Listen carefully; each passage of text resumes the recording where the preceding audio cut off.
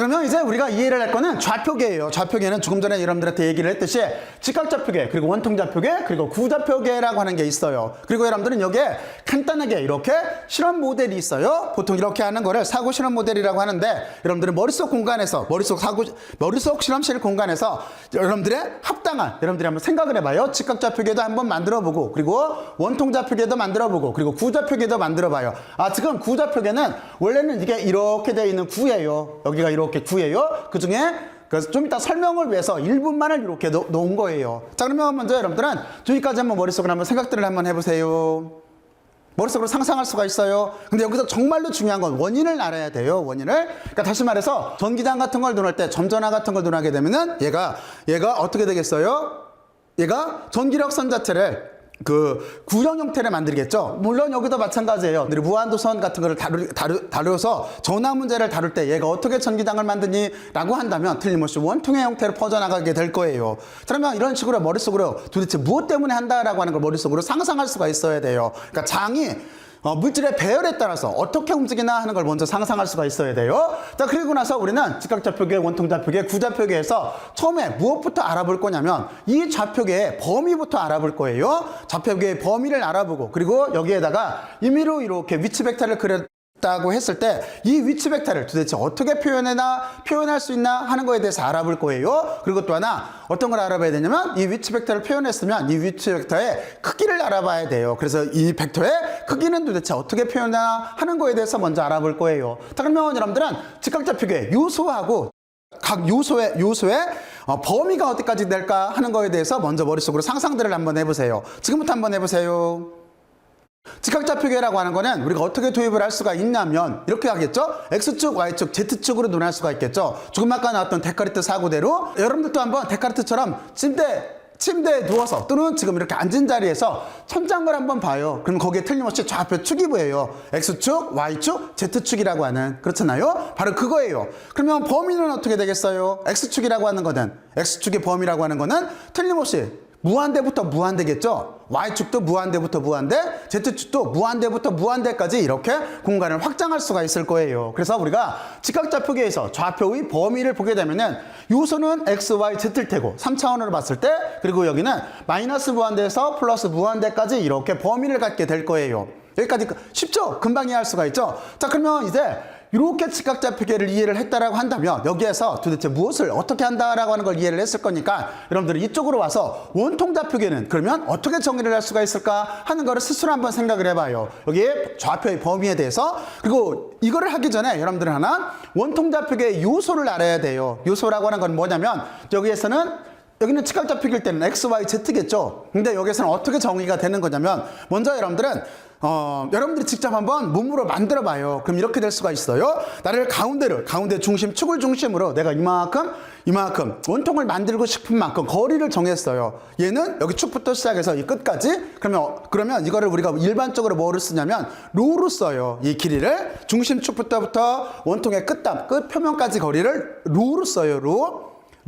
기호 이렇게 쓰는 로로 써요. 자, 그리고 또 하나가 있어야 되겠죠. 이 원통이 어떻게 되는 거냐면 쭉 하고 이렇게 한 바퀴 회전을 해야 될 거예요. 그렇죠? 여러분들이 위에서 내려다본다라고 생각을 하면은 틀림없이 이렇게 한 바퀴 회전을 하게 되면은 이게 원이 될 거예요. 그러니까 이거는 어디서부터 어디까지 거냐면 틀림없이 여기 범위가 조여질 거예요. 하지만 이 범위라고 하는 거는 각도를 중심으로 정해질 거예요. 그래서 우리가 이 각도를 파이라고 해요. 근데 여러분들이 조금 아까 머릿속으로 상상을 했듯이 제가 이렇게 중심점부터 반지름을 정하고 반지름을 로라고 할 거예요. 그리고 한 바퀴를 돌았어요. 그렇죠? 그러면 각도 파이에 대한 함수가 나올 거예요. 그런데 여기까지는 원이에요. 그럼 어떻게 하면 될까요? 그렇죠? 이거를 우리가 Z축으로 이렇게 넓혀야 돼요. 그렇죠? Z축으로 확 하고 넓히게 되면은 틀림없이 그 원이, 여러분들이 머릿속으로 상상했던 원이 기준점을 중심으로 넓혀지면서 원통이 된다라고 하는 걸 머릿속으로 상상할 수가 있을 거예요. 그래서 여기에 요소는 먼저 로하고 파이하고 그리고 Z예요. 그렇죠? Z축 파이로 넓히고 있기 때문에. 자, 이렇게 해서 지금부터 한번 범위를 한번 정해보세요. 범위 정했어요? 자, 그러면 틀림없이 이런 식으로 될 수밖에 없겠죠? 여기 보면은 로, 파이, Z라고 하는 이렇게 좌표의 요소들을 이렇게 찾아냈고, 그리고 나서 틀림없이 로라고 하는 거는 틀림없이 내 중심축부터 시작을 해서 원통은 무한대까지 이렇게 만들 수가 있을 거예요. 근데 파이는 어떻게 돼요? 파이는 틀림없이 기준점 X축을 기준으로 해요. X축과 이루는 각도를 이걸 기준으로 해서 한 바퀴 이렇게 돌아갔기 때문에 틀림없이 여기는 0보다 크고 그리고 크거나 같고 또 하나 2파이보다 크거나 같은 쪽으로 이렇게 표현될 수밖에 없을 거예요. 그쵸? 자, 그러면 원이 됐어요. 자, 이제 이거를 여러분들이 기준점 0점에서 양쪽으로 원을 확 하고 늘려봐요. 그러면 원통이 될 거예요. 그러면 이 범위는 틀림없이 마이너스 무한대에서부터 무한대까지 이렇게 될 거예요. 그래서 이게 원통좌표계의 범위가 되는 거예요. 자, 그러면 여러분들은 여기까지 원통좌표계의 범위에 대해서 다시 한번 머릿속으로 상상들을 한번 해봐요. 다시 한번 상상해봐요. 원통을 지금 그 자리에서 일어나서 직접 몸으로 한번 만들어 봐요. 그러면 이거 금방 이해를 할 수가 있어요. 자, 그러면 이제 여러분들이 여기까지 원통좌표까지 잘 이해를 했을 거예요. 자, 그러면 이제 어떤 걸 해볼 거냐면 우리가 여기에서 알았던 이 방법을 이용을 해서 우리가 구좌표계를 한번 설정을 해볼 거예요. 그렇죠? 자, 그러면 여러분들이 똑같은 방법으로 이용을 해서 이쪽에서 우리가 좌표의 범위를 여러분들 나름대로 한번 지금부터 한번 정해보세요. 지금부터 한번 해보세요.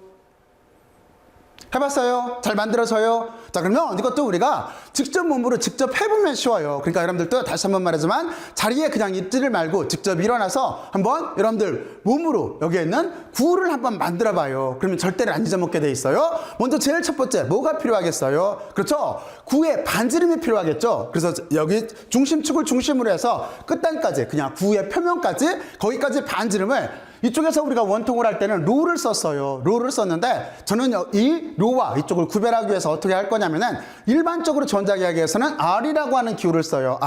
R을 쓰기 때문에 저도 반지름을 원통좌표계에서는 로를 할 거지만 구좌표계에서는 R로 쓸 거예요. 자, 그리고 또 하나 요소가 필요해요. 여러분들이 지금부터 머릿속으로 구를 만들면서 생각을 해봐요. 그러면 틀림없이 어떤 게 필요하냐면 하나는 각도가 필요해요. 어떤 각도가 필요한 거냐면 각도가 사실은 두 개가 필요해요. 하나는 얘를 천정부터 시작을 해서 아래쪽으로 내렸다고 생각을 해봐요. 제가 옆으로 이렇게 돌았을까요? 천정부터 시작을 해서 이렇게 반지름이 R인 구를 만들 건데 천정부터 시작해서 아래쪽으로 이렇게 180도 내렸어요. 그렇죠? 그러면 틀림없이 반원이 만들어질 거예요. 그렇죠? 하나 이 요소가 필요해요. 그리고 또 하나가 있어요. 이번에는 반원이 나온 걸 붙잡고서 이게 반원이에요. 반 나온 걸 붙잡고서 한 바퀴 쭉 돌린다고 생각을 해봐요. 그러면 어떻게 돼요? 구가 되겠죠? 바로 이거예요. 그래서 우리는 어떻게 기호를 정할 거냐면 중심으로부터 여기까지 우리가 만들려고 하는 구의 표면까지 거리를 R로 할 거예요. 그리고 위에서부터 아래쪽으로 쭉 내린 반원을 만들 때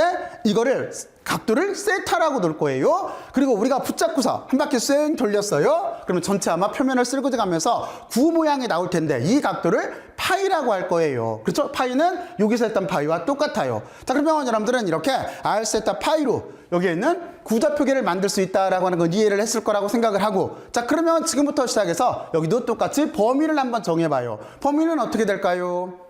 그렇죠? 여러분들이 잘 알고 있겠지만 다음과 같아질 거예요. R이라고 하는 거는 틀림없이 내 중심축으로부터 그 구의 반지름까지는 무한대까지 갈 거예요. 그리고 세타라고 하는 거는 위에서부터 아래쪽으로 내렸기 때문에 여기가 0보다 크거나 같거나 파이보다 작게 될 거예요. 그러니까 0부터 180도 사이를 가질 거예요. 그리고 얘를 한 바퀴 이렇게 돌렸기 때문에 틀림없이 여기는 0부터 2파이 사이 값을 갖게 될 거예요. 다음과 같이 이렇게 우리는 어떤 걸 알았어요? 그렇죠? 여기서 무엇을 알았냐면은 직각좌표, 원통좌표, 구좌표계에서 우리는 좌표의 범위에 대해서 이렇게 정의를 해봤고, 그리고 정말로 중요한 거는 직각좌표계는 x, y, z가 필요해요. 그리고 이쪽에는 로 파이 z가 필요해요. 그리고 이쪽에는 r 세타 파이로 표현할 수 있다라고 하는 걸 이해를 한 거예요. 그리고 범위는 여러분들이 조금만 생각을 해보면 금방 이해를 할 테고, 자, 이렇게 해놓고 나서 이제 또 한 가지 어떤 걸 알아야 되는 거냐면, 다시 말해서 어떤 이쪽에서 A 벡터라고 하는 걸 정했다고 봐요. A 벡터를 이렇게 정했다라고 했을 때 여기를 잠깐 보게 되면은 이제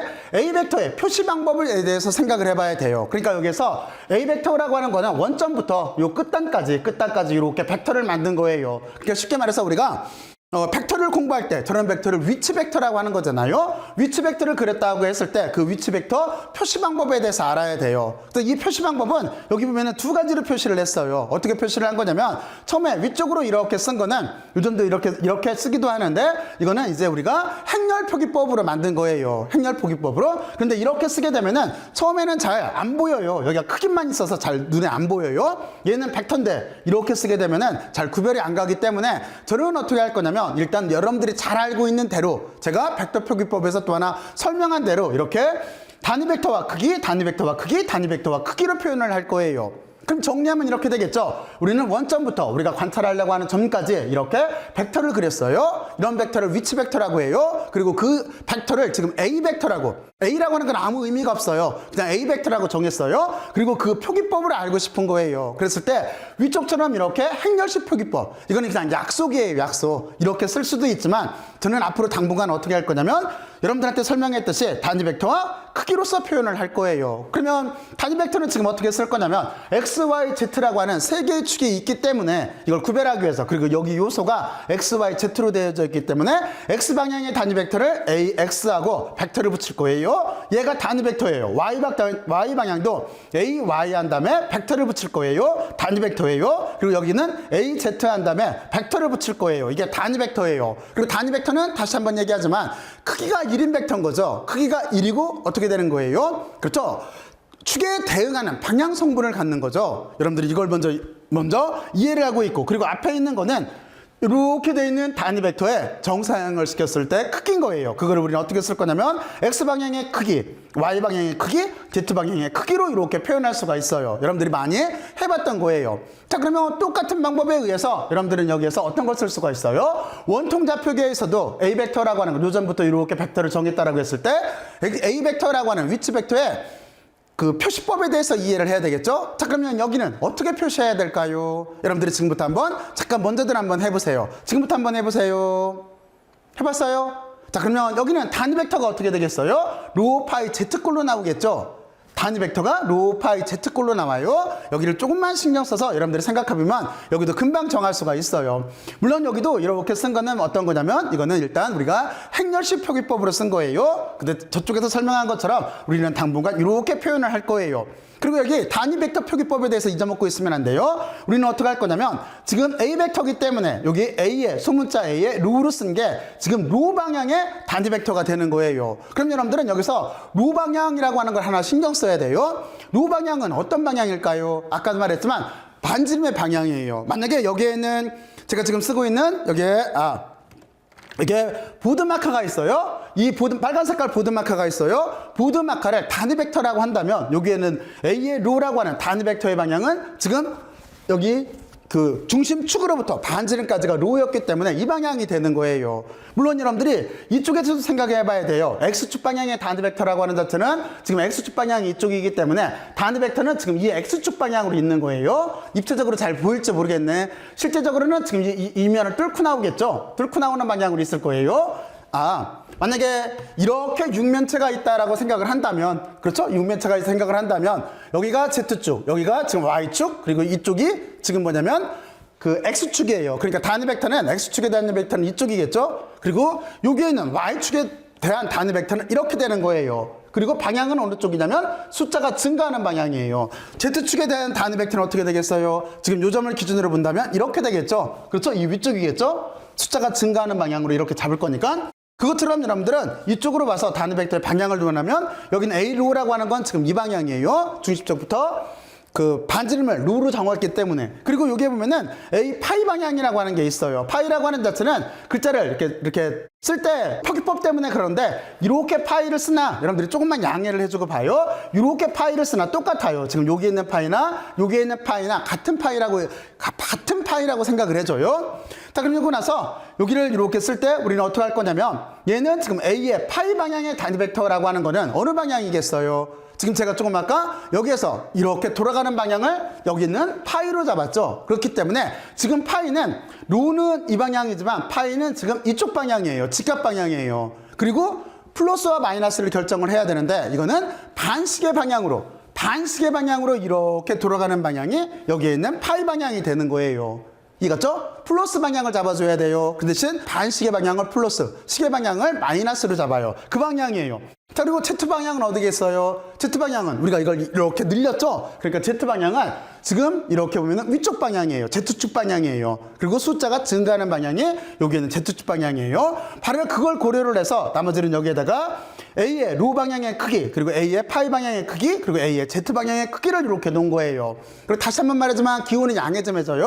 그러니까 타이핑할 때 때문에 그래요. 여기 파이라고 하는 게 이렇게 쓴 이 파이나 여기는 파이나 이렇게 쓴 파이나 실제는 똑같다고 인지 지지를 해줘요. 자, 그래서 우리는 다음과 같이 이렇게 원통좌표계일 때 다음과 같이 이렇게 어떤 걸 정했어요? A 벡터, 다시 말해서 원통좌표계에서 단위 벡터의 위치 벡터를 결정을 한 거예요. 자, 그러면 우리가 구좌표계에서도 결정을 할 수가 있죠. 구좌표계에서도 A 벡터를 똑같은 방법, 여기 있는 방법하고 똑같이 결정을 할 수가 있을 거예요. 그러면 아마 다음과 같이 될 거예요. 여러분들이 여기서 보면은 R, 세타, 파이로 이렇게 행렬식 표기법으로 쓸 수가 있지만 저는 다음과 같이 R 벡터의 단위 벡터에다가 크기를 곱하고, 그리고 또 하나 세타 방향의 단위 벡터에다가 A 벡터의 크기를 구하고, 그리고 또 하나 A 방향의 파이 방향에다가 이렇게 파이 방향의 크기를 구해서 다음과 같이 이렇게 벡터를 표기를 할 거예요. 그러면 여기도 일단 여러분들은 단위 벡터의 방향을 신경을 써야 돼요. 먼저 A의 R 벡터라고 하는 여기 방향은 어떻게 되겠어요? 그렇죠? 이거는 틀림없이 어떻게 되는 거냐면 반지름이 있다라고 한다면 반지름을 뚫고 나가는 방향일 거예요. 그렇죠? 이게 A 벡터의 여기 R 방향일 거예요. 그쵸? 지금 같은 경우에는 여기는 어떤 방향이냐면 이 방향이 이렇게 되는 거예요.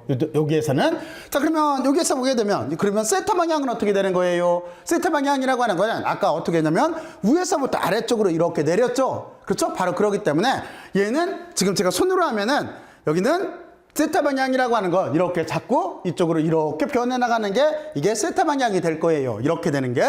그리고 파이 방향은 어떻게 되겠어요? 파이 방향은 여기하고 똑같죠? 파이 방향은 틀림없이 이렇게 해서 돌아가는 방향. 이게 여기에 있는 단위 벡터의 방향이 될 거예요. 이거 잊어먹으면 안 돼요, 여러분들. 이 부분에 대해서 꼭 단위 벡터의 방향에 대해서 직접 여러분들이 뭐 보드마카가 됐든 연필이 됐든 이걸 가지고서 꼭 한번 생각들을 해보세요. 그러면 여기를 여러분들은 쉽게 잘 이해를 할 수가 있을 거예요. 자, 그래서 우리는 지금 어떤 걸 구했냐면 직각좌표, 원통좌표, 구좌표계에서 범위를 결정을 했고, 그리고 각각의 범위를 결정했고, 그리고 여기 위치 벡터가 있다라고 했을 때 표시하는 방법, 그리고 단위 벡터가 도대체 어떤 방향을 갖나 하는 거에 대해서 여러분들과 같이 생각을 해봤어요. 그럼 이제 하나 더 알고 넘어갈 게 어떤 게 있냐면 크기에 대해서 생각을 해봐야 돼요. 그래서 크기라고 하는 거는 다음과 같이 이렇게 금방 결정을 할 수가 있어요. 크기라고 하는 거는 여러분들이 여기서 이렇게 보게 되면은 지금 어떻게 되어 있는 거냐면 여기는 직각좌표계일 때는 어떻게 하면 되겠어요? 세 요소의 피타고라스 정의에 의해서 제곱을 한 다음에 루트 값을 씌우면 되겠죠. 그 루트를 우리는 2분의 1로도 쓸 수가 있는 거고 이렇게 구하면 되는 거고, 그리고 똑같이 이쪽에 원통좌표라고 하는 거는 지금 보면은 크기에다가 요 하나 둘 세 개 크기를 똑같이 제곱해서 루트를 씌우면 되는 거고, 그리고 이쪽에 이렇게 이쪽에 구좌표계일 때도 크기라고 하는 거는 각 성분의 크기를 제곱을 해서 루트를 씌우면 되는 거죠. 다음과 같이 여기까지 이렇게 알아보게 되면은 우리는 좌표계에 대해서 기본적으로 이렇게 이해를 한 거예요. 자, 그러면 여러분들은 여기까지 전체적으로 한번 다시 여러분들은 스스로 한번 이해를 해봐요. 크게 어렵지 않잖아요. 그 대신 기본기를 잘 알고 있어야 돼요. 전체적으로 다시 한번 이해를 해봐요. 이해해봤어요? 자, 그러면 이제부터 여러분들과 어떤 설명을 할 거냐면 다시 앞쪽으로 이렇게 넘어가서 여기에서 그 뒤에는 여러분들과 이제 좌표계 미분 요소에 대해서 생각을 해볼 거예요. 이 미분 요소라고 하는 거는 길이 요소, 면적 요소, 차적 요소를 결정을 해야 돼요. 왜 그러냐면 가장 간단하게 우리가 전기장 같은 걸 다룰 때를 보더라도 전기장에서 우리는 면적에 대해서 적분할 수도 있고 차적에 대해서도 적분할 수가 있어요. 등등등을 해야 돼요. 그래서 여러분들이 여기에서 요소를 잘 결정을 해놔야 돼요. 그래서 여러분들한테 세 가지 좌표계에서 여기에 미분 요소에 대해서 여러분들한테 설명을 해줄게요. 자, 그러면 이제 다음 주제로 넘어가요.